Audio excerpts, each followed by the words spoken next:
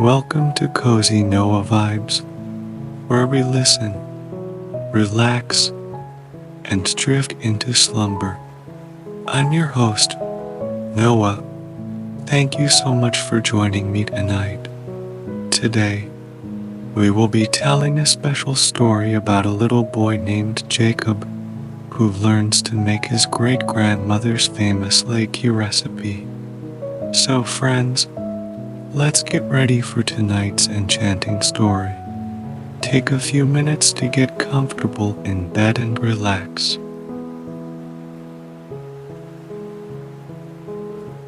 Please make sure you've put aside all physical distractions, leaving only the tranquility of your surroundings and my voice to guide you into a state of rest and relaxation. During this season, many people tend to become particularly busy. During the holidays, I truly cherish spending time with family and friends and getting into the holiday spirit, which is something my family and I celebrate together. However, maintaining a consistent and effective routine can be quite challenging, especially between shopping for gifts, organizing gatherings, preparing special meals, long-distance travel, and other activities that are part of our holiday traditions. Our daily routines often get disrupted, but I want to remind you to prioritize your sleep, especially when your body and mind signal the need for rest. I encourage you to check in with yourself every day. Listen to your body and try to understand what it needs to make you feel your best.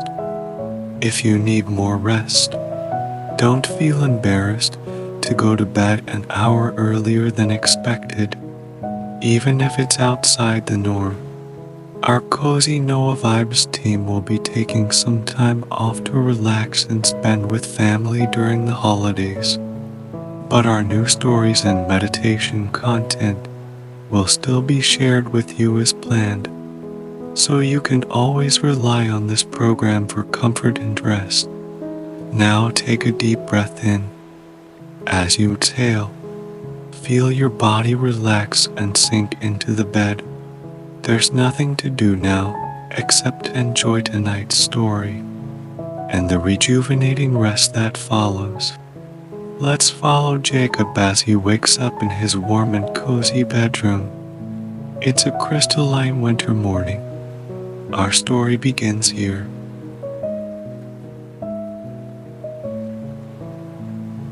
Snowflakes slightly drift past the window as Jacob opens his eyes. He's curled up under a pile of warm, soft blankets. He pulls the blanket up to his chin, pulling his legs close to his body, enjoying the warmth and comfort of the bed.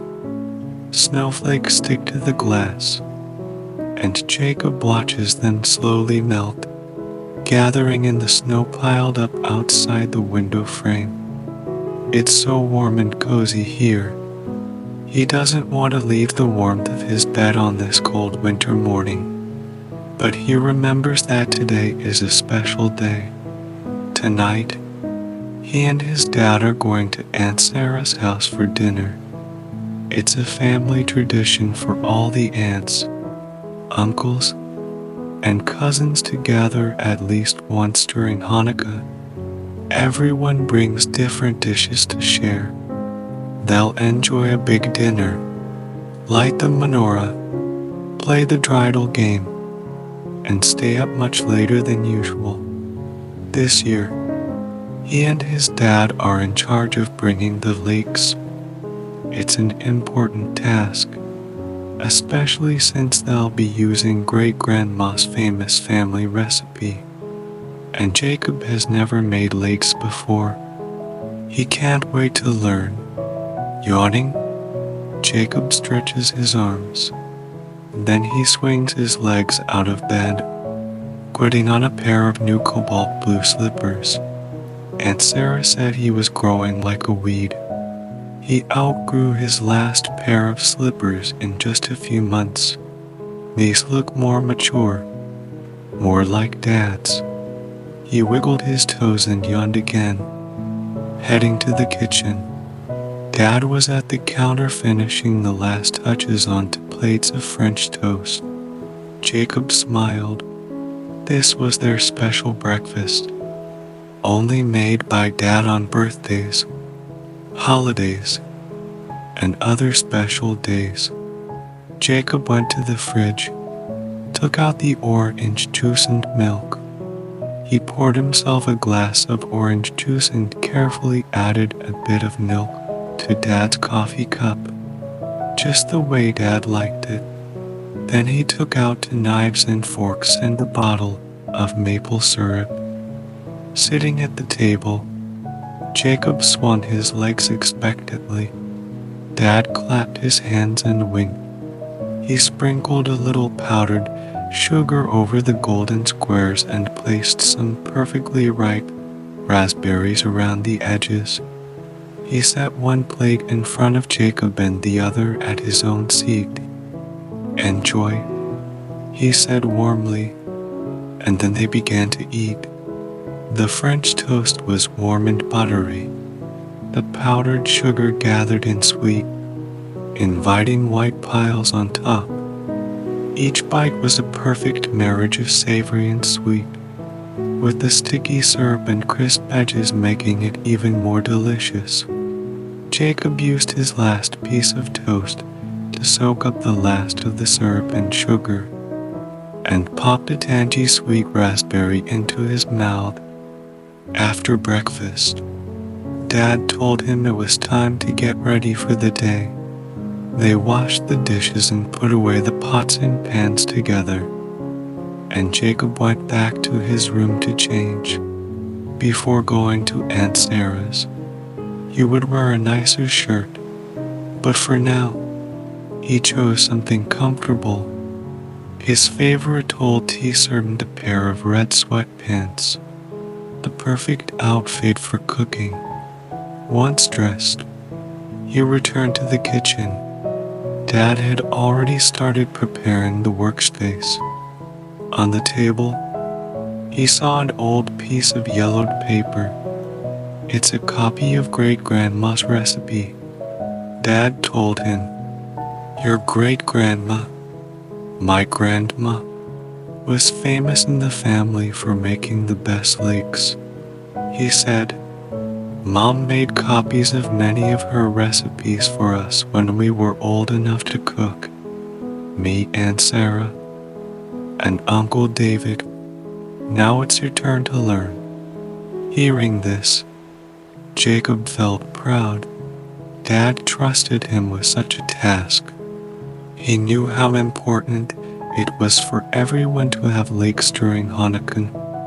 Each year, his aunts, uncles, and cousins would savor the crispy potato pancakes and share memories of past celebrations. For some reason, these little pancakes seemed to be the key to his family's most cherished memories. Jacob had never met great-grandma, but he had heard many stories about her at the Hanukkah table. She was kind and caring, but also strong and determined. Once she decided to do something, she would go ahead and do it.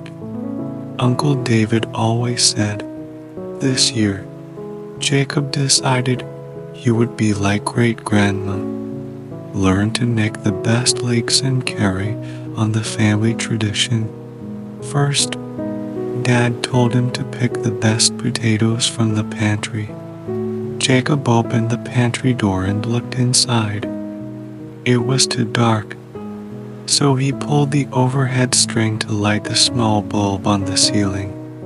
Jacob knelt on the floor and dragged the potato bin towards him. Then he touched each rough, brown potato one by one. As he rummaged through the bin, the familiar earthy smell filled his nose. Soon, he was carrying an armful of well-sized potatoes. Jacob brought them to the sink and started washing them. He scrubbed off the dirt on the potato skins with a coarse brush, scrubbing as he washed. Jacob looked out the kitchen window. The snow was still falling, turning the yard into a winter wonderland. He thought their house was like a snow globe that had just been shaken. He watched as a few large snowflakes drifted down, settling on a bush outside the window. Soon, they were covered with a thin layer of snow. This reminded him of the powdered sugar on the French toast from this morning. Thinking of this, he sighed happily. He scrubbed harder, knowing the lakes would be as delicious as the French toast. After finishing washing, he brought the potatoes to the large bowl where Dad was standing. Next is grating the potatoes, Dad said, pushing the handle of the grater towards him. Carefully, Jacob slid a large potato up and down the grater, watching thin potato strips fall into the bowl below. Soon, he found the perfect rhythm. Up, down, grate, grate. The moist insides of the potato made a satisfying sound as they slid over the metal holes. While working, Dad explained to him that there were some stories he should know if he was to become the keeper of family traditions. Jacob looked up at Dad, who winked at him. He smiled with anticipation. Once, your great-grandma decided to try a new recipe, Dad said.